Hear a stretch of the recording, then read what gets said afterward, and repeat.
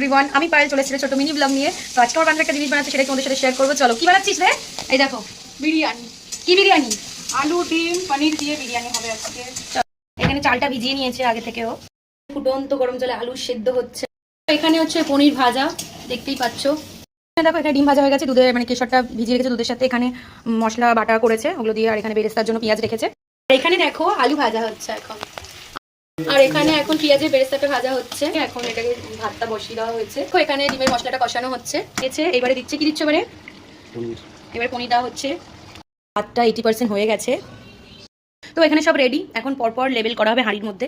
এরপরে ভাতটা দেওয়া হচ্ছে। এখানে তারপর বেরেস্তাটা দেওয়া হচ্ছে। এখন এখানে বিরিয়ানি মশলাটা দেওয়া হচ্ছে। আমাদের হাঁড়ি সাজানো কমপ্লিট, এবার হাঁড়ি যাবে ভাপে। এবারে আমাদের বিরিয়ানি খোলা হয়ে গেছে। এখানে এখানে বিরিয়ানি ঢালা হচ্ছে, গন্ধটা সেই বেরোচ্ছে এখান থেকে।